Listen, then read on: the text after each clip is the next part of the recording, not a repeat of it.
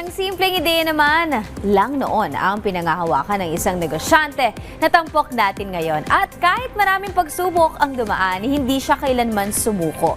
Kaya tara at samahan natin siyang balikan ang kanyang inspiring journey mula sa kanyang pangarap hanggang sa tagumpay dito sa Negosyo Tayo.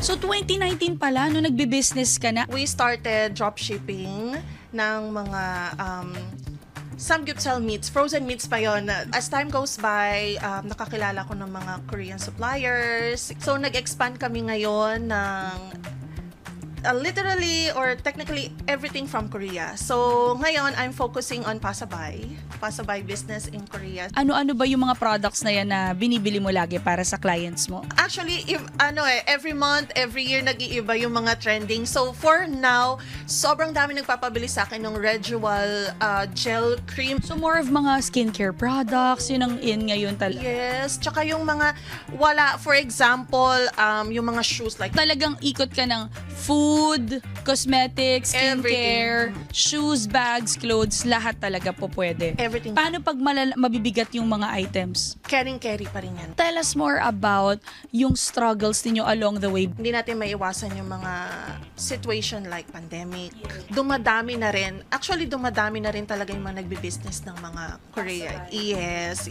So, yung mga competition, ayan. Tapos yung mga, minsan, may mga days na hindi ganun kadami yung benta. So, ayun, very risky din talaga. Paano mo ginawa na ma-push pa rin during the pandemic? Nagulat kami, everyone is actually buying from us bulk orders kasi nga it's food. But strategy na ginawa ko, we don't stop.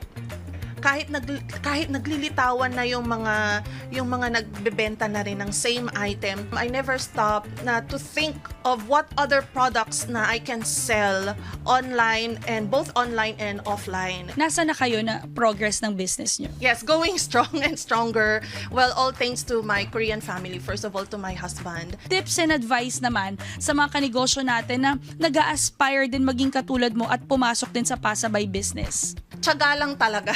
Kasi sobrang nakakapagod yung you will go around the place just to look for the item. Lalo ngayon, Korean wave is very hype. So you will really look for those item na trending yan sa mga social media. Ganun talaga ang pasabay business. You really go extra mile for.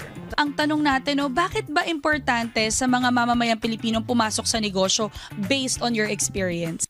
Napaka-unpredictable ng panahon. Ngayon, may pera ka, bukas wala. Ngayon, may trabaho ka, tomorrow wala. Kaya, it's very, very important na meron kang side income. Meron kang pinagkukunan ng income. Lalo ako as a mother of two, foreigner yung asawa ko, but it doesn't mean na kailangan ko na parang hayahay.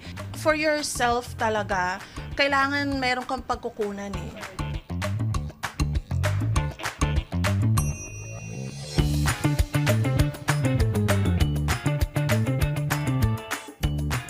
Huwag mong sayangin ang iyong oras kakaisip. Mag-isip ka habang sinisimulan mo na. Yan po ang paniniwala ng business owner na si Divine Grace Kim.